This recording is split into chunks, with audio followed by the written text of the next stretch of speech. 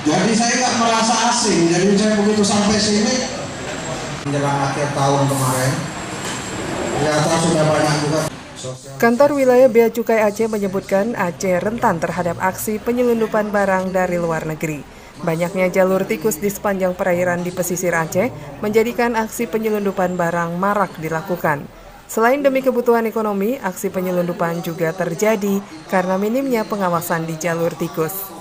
Hal ini diungkapkan Kepala Kantor Wilayah Dirjen Bea Cukai Aceh, Roni Rosfayandi.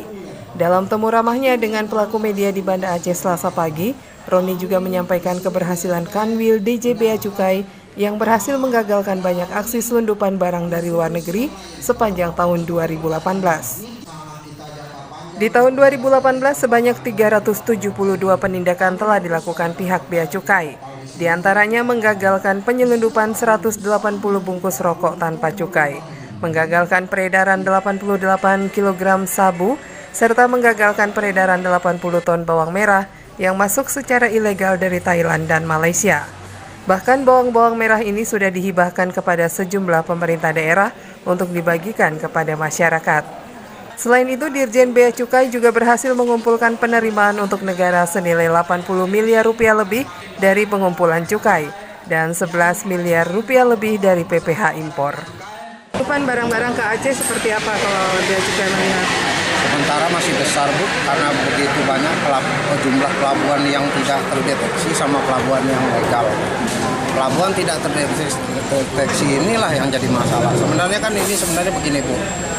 Bila masyarakat di titik-titik rundup ini sudah tercapai kesejahteraannya, saya percaya orang mana mau sih pusing-pusing dengan kegiatan seperti ini, Bu. Kalau memang dia secara ekonomi, kesejahteraan sudah terpenuhi. Masalahnya ini memang kita harus bekerja dua arah, tidak hanya soal kejahatannya aja. Sebenarnya peningkatan dari rakyatnya juga harus diperlukan secara simultan. Ini nggak bisa paralel, ini harus paralel.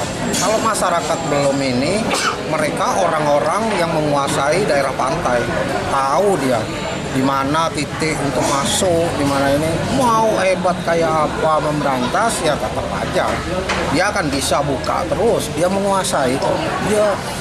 Dalam kesempatan yang sama juga diumumkan bahwa kantor pembantu Bea Cukai Banda Aceh menerima permintaan cukai perdana dari CV Royal Group sebanyak 1.500 lembar. Pengajuan pita cukai ini disebutkan untuk produksi liquid vape yang kini diminati warga. Kakanwil DJ Bea Cukai Aceh, Roni Rosfayandi pun menyerahkan pita cukai tersebut kepada kantor pembantu Bea Cukai Banda Aceh dengan harapan CV Royal Group bisa menjadi pembuka bagi pengajuan pita cukai lainnya oleh Reksan yang bergerak di bidang industri di Aceh. Dari Banda Aceh, Daspriani Samsami melaporkan.